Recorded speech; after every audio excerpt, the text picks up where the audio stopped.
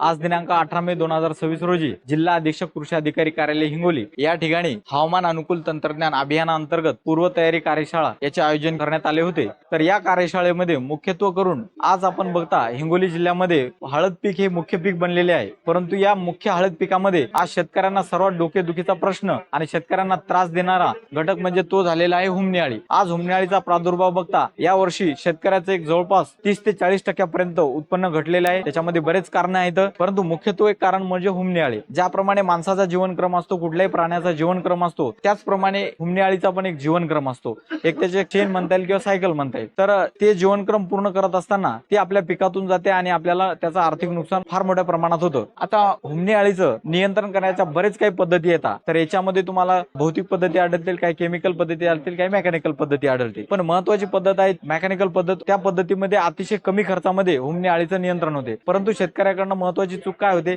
जेव्हा शेतामध्ये आपल्या हुमणी अळीचा जवळपास 50%च्या वर प्रादुर्भाव झालेला असतो, तेव्हा कुठे शेतकरी हुमणी अळीला नियंत्रणात आणण्यासाठी उपाययोजना करत असतो। त्या स्टेजला जेव्हा तुम्ही त्या स्तरावरती जाऊन हुमणी अळीचं नियंत्रण करता, त्यामध्ये तुमचं आर्थिक नुकसान एवढं होतं की आज तुम्ही कुठल्याही मार्केटमध्ये गेले आणि कुठलेही एखाद रासायनिक कीटकनाशके आणले आणि त्याच्या मार्फत जर तुम्ही हुमणी अळीचं नियंत्रण करायचं ठरवलं, तर आज तुमचं एक बिल 5,000च्या पुढे जातं। तर हे असे तुम्हाला एक 3 ते 4 वेळेस हुमणी अळीसाठी तुम्हाला ड्रिंचिंग करावं लागतात आणि ह्या ड्रिंचिंगमुळे जवळपास तुमचं नाही म्हणलं तरी आर्थिक नुकसान फार मोठ्या प्रमाणावर होतं। परंतु जर हुमणी अळीला तुम्हाला खरंच मुळातून जर तिचं नियंत्रण करायचं असेल, उच्चाटन करायचं असेल, तर त्याची एक मेकॅनिकल पद्धत ही सर्वात सोपी आणि साधी पद्धत आहे। याच्यामध्ये हुमणी अळीचं हे आपण एक 99% सांगू शकतो की परिपूर्ण हे नियंत्रण होऊ शकतं। तर त्यासाठी आपल्याला काय करावं लागेल, तर सर्वप्रथम हुमणी अळीचा आपल्याला जीवनक्रम समजून घ्यावा लागेल। हुमणी अळीचा जीवनक्रम हे 4 स्टेज मध्ये पूर्ण होतो किंवा 4 स्तरावरती होतो। महत्वाचा होतो म्हणजे अंडी, त्याच्यानंतर अळी, अळीच्या नंतर कोश आणि कोशच्या नंतर त्याची कीड। तर हे एकंदरीत या 4 स्टेज मधून जेव्हा हुमणी अळीचा जीवनक्रम पूर्ण होत असतो, तर महत्वाची स्टेज असते आपल्याला नुकसानकारक करणारीची म्हणजे हुमणी अळी। आता तुम्ही का विचार केला आहे का की हुमणी अळी खरंच आपल्याला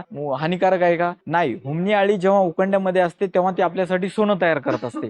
परंतु तीच जर हुमणी अळी आपल्या हळदीच्या प्लॉट मध्ये गेल्याच्या नंतर आपल्याला फार मोठ्या प्रमाणात नुकसान पोहोचवत असते। तर अशा वेळेस तुम्ही जर बघितलं असेल त्याच्या हुमणी अळीच्या जीवनक्रमामध्ये, तर एक किडा जो असतो हुमणी अळीचा, तर एका किड्यापासून जवळपास 250 ते 300 अंडी बाहेर पडत असतात आणि 250 ते 300 अंडी जेव्हा फलित होत असतात तेव्हा त्याच्यापासून जवळपास एका किड्याची आपण त्याला क्षमताच म्हणता येईल 250 ते 300 हुमणी अळी एका प्लॉट मध्ये तयार करत असतो। आता महत्वाचं म्हणजे ही जी हुमणी अळीची कीड असते, तर ही किडे तुम्ही आता साधारणतः वातावरणामध्ये जर बघितले असेल तर यांना खाद्य पदार्थ यांचे दोनच आहेत। एक म्हणजे आपल्या शेतात उपलब्ध असलेले बोरीचं झाड आणि दुसरं म्हणजे लिंबाचा पाला। या दोनच झाडावरती यांचं खाद्यपदार्थ ते खाद्य करत असतात। बाकी इतर झाडावरती ते तुम्हाला बसलेले दिसतील, पण बाकीचा पाला खात नाही येतात। तर महत्वाचं म्हणजे आता जेव्हा आपल्या इकडे 15 मेच्या नंतर आणि 15 जून पर्यंत जेव्हा पहिला पाऊस पडतो, जेव्हा पहिला पाऊस पडल्याच्या नंतर या हुमणीची पूर्ण किडी जी असतात ती वातावरणामध्ये सक्रिय होतात। तुम्ही जर एखाद्या वेळेस रात्रीच्या 5च्या नंतर जर सायंकाळची वेळेमध्ये बघितलं असेल, तर लिंबाचं झाड आणि बोरीच्या झाडावरती तुम्हाला 100-200 किडे एका झाडावरती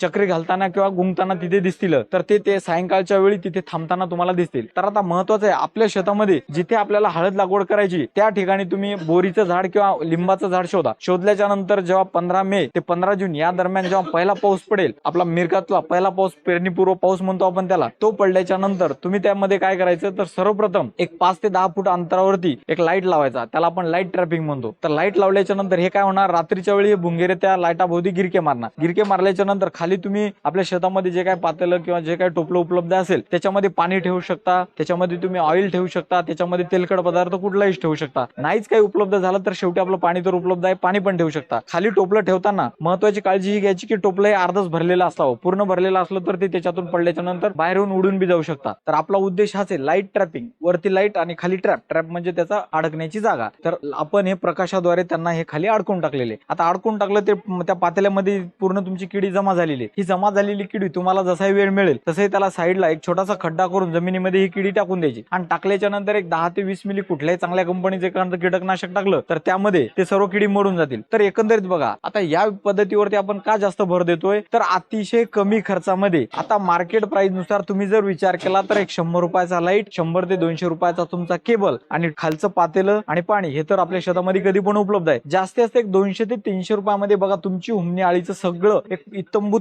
प्रकारे हे नियंत्रण इथे झालेलं आहे। इतक्या चांगल्या प्रकारे इतक्या कमी खर्चामध्ये हुमणी अळीचं नियंत्रण तुम्हाला कुठेही मिळणार नाही। तर सुरुवातीलाच आपण हे इथे जर हुमणी अळीचं नियंत्रण केलं तर पुढच्या पुढच्या पद्धतीला आपल्याला समोर जायचं काम नाहीये आणि पुढची आर्थिक नुकसान पातळी तुमची या ठिकाणी थांबली जाईल आणि एकंदरीतच जर तुमचा या हुमणी अळीवरचा हळदीचा खर्च वाचला तर आपण त्याला दुसऱ्या बाजूने जर विचार केला तर त्याच प्रकारे तुमचं उत्पन्न वाढ होईल असं तुम्हाला या प्रकारे या ठिकाणी दिसून येईल. तर ही एक पद्धत आहे. याच्यानंतरही तुम्हाला दुसरी जर स्वस्त आणि साधी पद्धत सांगायचं झालं तर आज विद्यापीठामध्ये तुम्हाला मेट्रायझम झालं, बायोमिक्स झालं, असे कित्येक प्रकारचे जैविक औषधं उपलब्ध आहेत. यांनी पण तुमच्या शेतामध्ये हुमणी अळीचं नियंत्रण हे चांगल्या प्रकारे होऊ शकतं. परंतु महत्वाचं आहे हुमणी अळीचं नियंत्रण हे हुमणी अळीचा प्रादुर्भाव होण्या अगोदरच केलं तर हे चांगलं राहील. नाही तर त्याच्यानंतर तुम्हाला आर्थिक नुकसान पातळीला सामोरे जावे लागेल आणि त्याच्यातून तुमचं एकंदरीत उत्पन्नामध्ये घटच म्हणता येईल आपल्याला. तर ह्या गोष्टी घडत असतात. तर आज या कार्यशाळेतून सर्व शेतकरी बंधूंना एवढंच आवाहन करण्यात येतं की तुम्ही कमी खर्चाची पद्धत वापरा, जेणेकरून तुमचे एकंदरीत विरुद्ध दिशेने विचार केला तर जेवढा खर्च वाचला ते तेवढ्यात तुमच्या खिशात पैसे राहणं म्हणजे तुमचं एकंदरीत उत्पन्न वाढ होईल. तर एवढं बोलून मी थांबतो. धन्यवाद. जय हिंद, जय महाराष्ट्र.